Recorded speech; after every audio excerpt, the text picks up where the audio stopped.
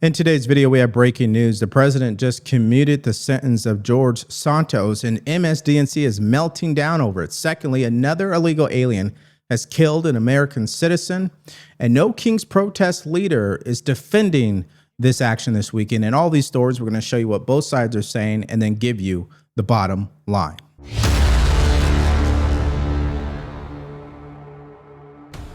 Breaking news in our politics lead. President Trump just this hour commuting the sentence of former Republican Congressman George Santos, who is currently serving a 7-year prison sentence for aggravated identity theft and wire fraud charges. Let's get straight to CNN's Kristen Holmes at the White House. Kristen, a bit of a Friday night news dump, I guess we could describe it, from President Trump. Did he say why he chose to do this? Well, it seems pretty unexpected, actually, because President Trump has been lobbied on this by both Santos as well as other members of Congress like Marjorie Taylor Greene for some time, and he has always evaded answering the question of whether or not he would pardon or commute a sentence for George Santos. It does appear, looking at George Santos' Twitter, that he wrote an open letter from prison recently as this week. But if you're asking President Trump why he did it, he is linking this to Senator Blumenthal of Connecticut and saying that Blumenthal lied but never had to go to jail. And of course, Santos lied but did have to go to jail. And then really essentially saying that because Santos is a Republican, that maybe he should have his sentence commuted. This is also not the first of these former Republican politicians that he has pardoned or commuted their sentence. He did so for Representative Michael Grimm. He did so for a Connecticut governor, among others, all Republican, failed Republican politicians who had been convicted of crimes. It almost sounds as if they're suggesting that the president has done something wrong here and he's pardoning only corrupt people and he's pardoning a lot of people. And they want everybody to forget what happened just a short time ago where a sitting president pardoned his entire family going back a decade.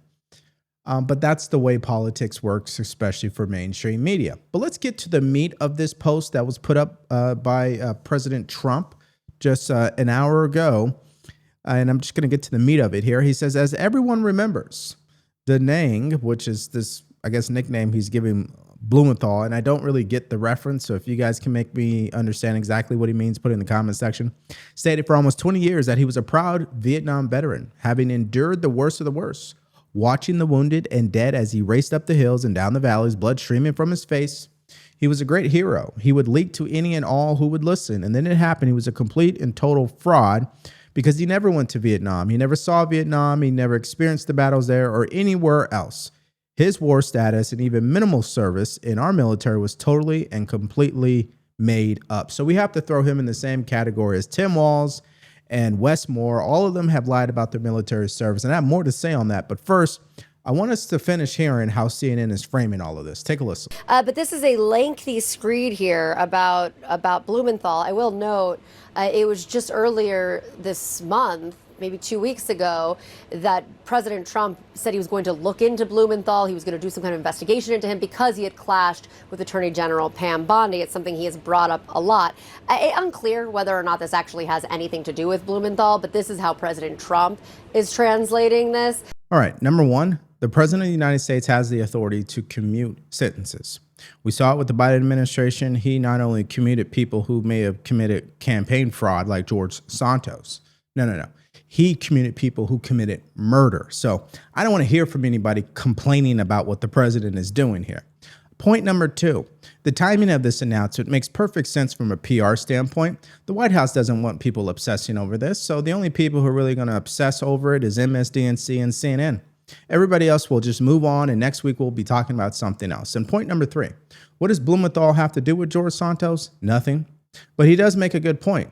Once again, you have Democrats lying about their military service. Isn't that starting to become a trend? I have more to say on that. But first, again, let's hear the meltdown from another network, MSDNC, as they can't believe George Santos, who's been in solitary confinement in an extreme way, has just had his sentence commuted. Take a listen. George Santos, seriously? Yeah. Is this the crap that we've come to at this point, where this administration, this president, finds every convicted felon that went through a process, that laid out a case, juries decided you guilty, And now we wrap around and he just sort of like, okay, we'll just commute your system, your sentence. It doesn't matter. And then at the same time, he's out here clamoring to get, individuals who have not committed crimes, allegedly, arrested and profiled as criminals. I don't understand. It's completely nuts, but he's completely nuts. And so is Santos. And maybe that's the thing that joins them all together. I mean, look, under any normal pardon or commutation system, this guy is not eligible, okay? He committed flat-out fraud. There was no question about his guilt.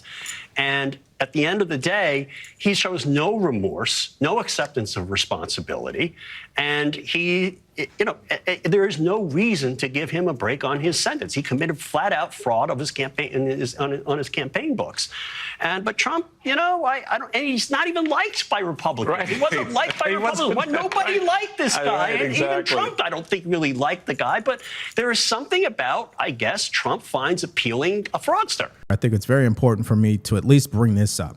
The Medicare annual enrollment period is now here. And you know what that means? There's plenty of seniors out there that are going to feel confused when it comes to picking the right plan that fits their needs. And guess what? These brokers out here are praying for that, because that means they're going to make more money and then give you a plan that doesn't work for you. It doesn't matter whether you're on Medicare or you're about to get on it. Wouldn't it make sense to speak to a trusted advisor? That's why I'm encouraging you to call Chapter today. In under 20 minutes, which is completely free, by the way, they'll show you every single plan out there, compare them with you, and then recommend the one that fits your situation. Get this. And I had to write this down because I don't want to miss this. Susie, who listens to my show, she wrote in to say that Chapter found her a new prescription plan that saves her $2,200 every single year. And yes, Chapter is also on record for saving seniors $1,100 per year. So bottom line is, do not gamble with your Medicare plans. Call Chapter today at 323-431-5200. Again, that number is 323-431-5200 to talk to a trusted advisor today. Okay, so no matter how you feel about this, let's stack up this decision by the president to the previous administration. And we're just going to take a few examples, and you guys let me know in the comment section which one is the worst. Let's start with Hunter Biden's pardon. I don't think I need to go any further. All right. The second one, Michael Conahan's commutation. This is the Kids for Cash judge. This guy was a total scammer. I mean, whatever George Santos did, this guy put George Santos to shame. They both committed crimes. There's no doubt about that. But the level of crime that this judge was doing is insane. Okay, let's keep going. Preemptive pardons for high-profile political figures. We know the whole January 6th January 6th committee. And finally, the former Illinois comptroller who embezzled over $53 million from a small city. She was commuted too. So again, I don't want to hear the tears, the cries, and the surprise that this happened, okay? I think that's enough with all of that. All right, now let's go to our next story. We have a criminal illegal alien who went onto TikTok seeking to get help in murdering ICE officials. Take a listen. An illegal immigrant is in federal custody tonight in Texas after allegedly posting a TikTok video soliciting others to murder ICE agents. Authorities say Eduardo Aguilar of Dallas offered $10,000 for each agent killed. He faces a maximum of 5 years in prison if convicted. So in our earlier video, we had an American citizen threatening ICE officers repeatedly in his social media posts. He even had text messages going back and forth with ICE officials and still continued to threaten them. And now you have this other story. I mean, this is continuing to increase. And some of the details that actually stands out to me is first this, quote, I need 10 dudes in Dallas with determination, guts, who aren't afraid to kill. Oh, that is just evilness. And of course, he only offered $10,000 for each ICE agent killed. And so again, you got Mexican cartels, Antifa, criminal illegal aliens, even American citizens, all seeking to murder ICE officers. When is enough enough? Especially when we continue to hear heartbreaking stories like this about an American citizen who was 61 years old and murdered at the hands of a criminal illegal alien. Take a listen to this story. A 61-year-old Durham man died in a hit and run. New tonight, we now know the man charged in his death was in the country illegally and had already been deported twice. Only on WRAL, Sarah Kruger spoke with the victim's family, who feels like the system failed them time and time again. This is where that hit and run happened, here on Chalk Level Road. Richard Ferguson's family says he had just gotten off the bus to head home. For many reasons, they feel like this crash never should have happened. My brother was a wonderful person. Speaking to me by Zoom from out of town. My best friend, my spiritual advisor. We were like twins. 2 of the 11 surviving siblings of Richard Ferguson Jr. described him as a loving person and hard worker. He was in his 26th year working for the Durham Housing Authority. Around 11 p.m. September 13th, family says he had just stepped off the bus on his way home from his second job at Dollar General. Police say 30-year-old Wilmer Mejia ran off the road, hit 2 signs, and then hit Ferguson. You know why I show you guys these clips? Because they're never going to make it to mainstream media. These are the type of stories that really inspires me to keep talking about this stuff. Because I think if we can educate the people in the middle, you know, the independents, and share something like this with them, they'll see the cost of illegal immigration. This guy had his license revoked, deported twice. This is why the border has to be closed, not open. That's not about compassion. That's not about being aggressive. That's about common sense policy decisions that keeps Americans safe. I mean, it really just, it's crazy. Police say Mejia was driving with a revoked license. He's charged with that, hit and run, and involuntary manslaughter. WRAL was the only media there when he appeared in court by video earlier this month. Driving with license revoked, impaired revocation. It was there, the prosecutor said, Mejia has been deported twice. ICE confirms he's in the country illegally. Court records show Mejia had a DWI charge out of Wake County in 2020, but he was let out without a bond and then did not show up for court. If they had never got out on bond, my brother would be alive today. And we wouldn't have to go through this. Weighing that history, the Durham judge set Mejia's bond at $5 million. After court, Ferguson's family expressing relief. And I praise God. Hallelujah. Thank you, Jesus. They feel hopeful Mejia will remain behind bars as the case goes to conclusion. He does not belong outside. He's going to hurt someone else again. Court records showed the suspect and the victim lived in the same apartment complex, which is just steps away from the crash scene here. Okay, so let's recap this painfully. 1, this illegal alien lived in the same apartment as an American citizen that he ended up killing. 2, his license had been revoked. 3, he was deported twice. 4, that city has had complaints about that specific road and how dangerous it is. Number 5, this isn't the only time an illegal alien in Durham killed a local resident. This is just the second story in the same month. It's oh man, I just it's crazy. I'm at a loss for words. Just keep praying for our country because things like this shouldn't have to happen because of politics and these politicians who want to use the border as a political weapon. Okay, so now let's go to a different story here. The leader who's organizing the No Kings protest thought it was a smart idea to do an interview with Will Cain on Fox News today. And I got to tell you, shout out to Will Cain for holding his feet to the fire. Let's start with this first clip. Without a full stump speech, why? Why are you protesting President Trump suggesting he wants to be king? Well, I'll pleasantly reply, and it's great to be with you, Will. We're worried about a president who is displaying an authoritarian agenda and carrying it forward. We're worried about a president who's deploying National Guard troops on our streets for no reason. We're worried about a president who's illegally shutting down the Consumer Financial Protection Bureau that protects consumers from financial fraudsters and ripoffs.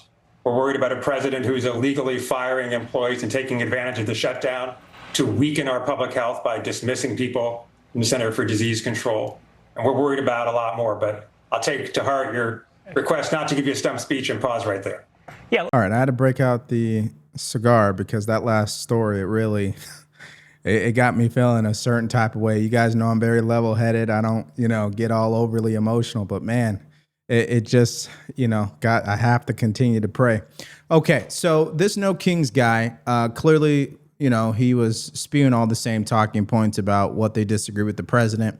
I don't actually disagree with the No Kings protest because you know what? It's their right to peacefully protest. I'm cool with that. That's good. That's fine. Where they go wrong is when things turn violent and they're not condemning that violence and they're not paying attention how their language turns into violence. Okay. So that's where I don't like any of this. But how about this next clip? This is about the National Guard troops. This guy thinks the National Guard troops are a bigger threat. He thinks that Medicaid is a bigger threat than people seeking to assassinate ICE officers. Take a look at this. You want to talk about threat to lives, Will? The Medicaid cuts that were forced in the reconciliation bill will cost 50,000 lives a year. That's real violence, and it's not speculative. It's well documented by academic experts. So if you lives think are public being policy, lost. if you Lives think are public being lost. policy and cutting government spending is real violence, you and I have very different definitions of violence. And Robert, I think that you have a real long look in the mirror that's required. That if you continue to call a politician you oppose, that's fine. I don't begrudge you your disagreement. But you continue to call a politician you oppose a would-be king and authoritarian. I don't know if you personally have used the word fascist, but it's not a long read. That people will listen to you and they will take up violence. You heard me flatly condemn violence. And our movement, it's not just that it's going to be peaceful tomorrow. Nonviolence is a core principle of what we're doing. Right there. Okay. So listen, you notice the language they're using. 50,000 people are going to lose Medicaid benefits. That's what he said. And people will lose their lives. That's how far they take the rhetoric. There is no definitive proof of that. None whatsoever. I would love to see the data on that shows that if someone's Medicaid benefits gets cut and that someone happens to be a 27-year-old or an illegal alien, that all of a sudden they're going to drop dead. It's hyperbole, folks. It's fear-mongering. And the unfortunate part, and I say this all the time, people eat it up because they lack critical thinking skills. Okay, one more clip here, and this is about the National Guard. And if people don't, follow the rules here and stay peaceful, don't be surprised if the National Guard gets deployed because multiple states are already positioning them. And I'm going to get to that story next. But listen to his response to all of this. Take a listen. Imagine you'll be out in the streets tomorrow, and if you remain peaceful, you won't see any of the National Guard. But if you behave the same way they have in Portland, and that is you attack ICE officers or you destroy property, specifically and especially federal property, then you should, and you will see the National Guard. And there will be a positive outlook, perhaps not for you and your freedom, but for the rest of us who see that as a disgrace to civil society. Well, when there is civil unrest, normally the police are called in, and if the police can't handle it in extreme situations, the governor might invoke the National Guard. To take Portland, for example, that's not happening. According to the federal government itself, what was happening in Portland when the president deployed the National Guard was minimal. The National Guard was there based on no protest whatsoever. Robert, the local authorities were clear. If there was any problem, they were ready to handle it. So surely you agree I don't think the National Guard is deployed to deal with objective problems.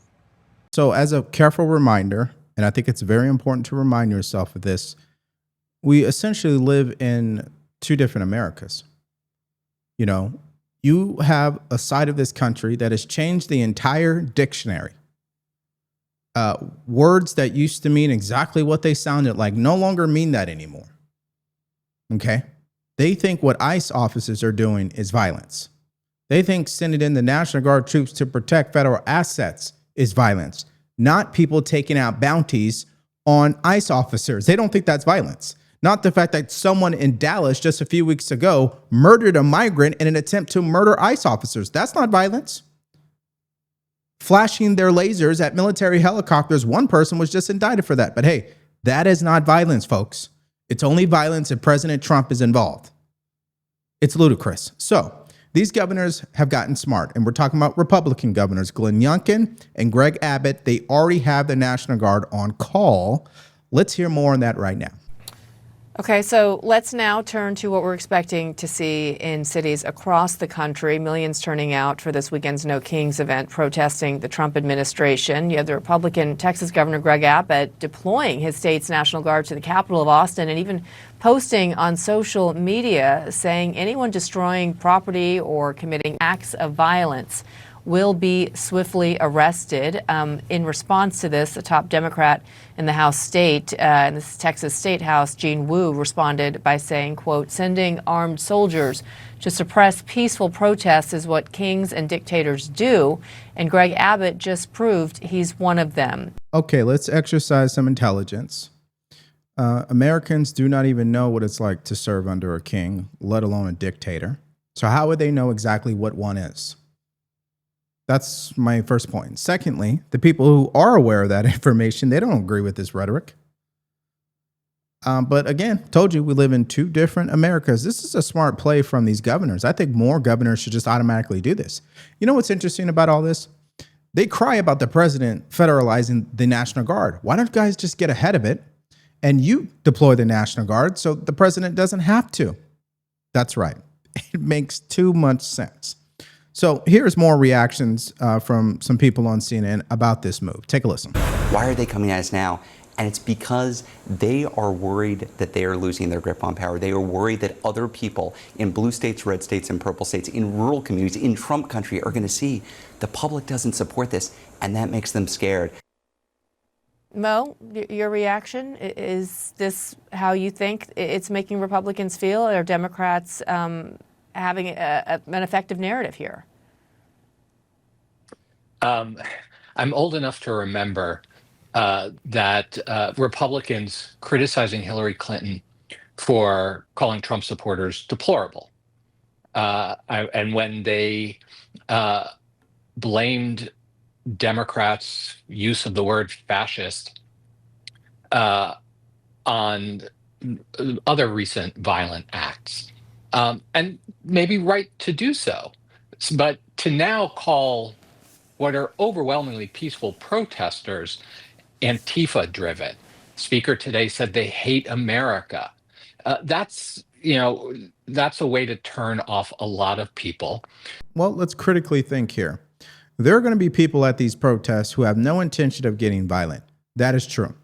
And they will represent a good amount of people who are involved in these protests. That is also true. And it's true that they're going to be paid agitators, people seeking to stir up things, vandalize property, assault ICE officers, and just totally disrupt it all. That is also true. But when Democrats come out and ignore that percentage of people who are looking to get violent and only focus on the people who are peaceful, that's called being disingenuous and, in my opinion, being naive and malpractice on the job if you're supposed to be a leader and your main responsibility is keeping your constituents safe. So, I hear what he is saying. It's not a mistake to call some of these protests violent. That's exactly what has happened. That's what the results show. If you don't want that to hijack your movement, then condemn that behavior. You should be condemning it more than you're condemning the president. But again, that's common sense. Okay. So let's hear from you guys in the comment section below to these stories today, starting with the president. Do you agree with him commuting the sentence of George Santos? And how do you compare it to what Joe Biden did? I think I'm going to get some interesting responses. Secondly, this heartbreaking story of the 61-year-old man, Richard Ferguson Jr., who was killed by an illegal alien. They both live in the same apartment in a hit-and-run situation. The guy was deported twice and had a revoked license. But Donald Trump is the one terrorizing neighborhoods, right? Let me know how you guys felt about that story. Then what did you think of the interview with Will Cain and the guy heading up this No Kings protest? Just give me all your thoughts and everything you got in the comment section below. And this takes us to our next video, where the president dropped an F-bomb live on television in front of Zelensky, who was at the White House seeking to get Tomahawk missiles from the president. It did not go his way, by the way. So if you guys missed out on that update and more from earlier today, all you have to do is click on that video because it's coming up right now.